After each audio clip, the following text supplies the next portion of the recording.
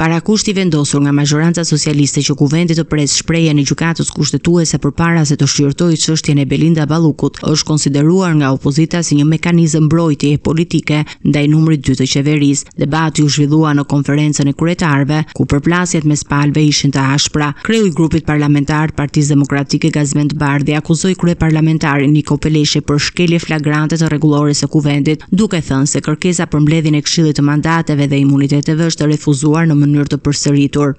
Zoti Peleshi, në shkelje flagrante të rregullores, e kemi kërkuar 5 herë mbledhjen e Këshillit të imuniteteve, por e keni refuzuar. Vendosët ta mbledhnit në datë 28, por 2 orë para mbledhjes me një urdhër që përmbante të dhëna të rreme, e keni anuluar mbledhjen. Kështu, siç e keni shkruar, edhe pse jam i bindur se nuk e dini se çfarë keni shkruar, i bie që Këshilli të mblidhet pas 2 muajsh. Mjafton të lexosh ligjin për funksionimin e gjykatës kushtetuese. Pra, ju thoni që do të mblidhni Këshillin pas vendimit të gjykatës kushtetuese, ndërkohë që gjykata kushtetuese ka më shumë se 2 muaj kohë për të shprehur. Kjo është një zgjedhje arbitrare dhe argumentat kanë zero bazë, qoftë në kushtetut apo në rregullore. Ka vetëm një shpjegim: ju keni marrë në mbrojtje korrupsionin e Edi Ramës dhe Belinda Ballukut. Nga ana tjetër, kryeparlamentari Niko Peleshi hodhi poshtë akuzat e opozitës duke deklaruar se Këshilli ka vepruar dhe do të veprojë gjithmonë me kushtetutën si vitokuqe.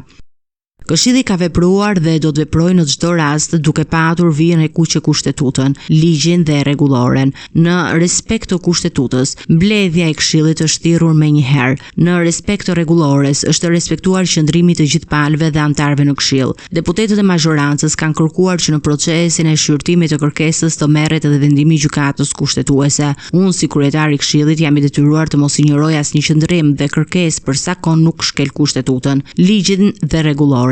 Ju kujtoj që jemi brenda afatit 3 mujor që përcakton rregulloria për marrjen e vendimit për pranimin apo rrëzimin e kërkesës.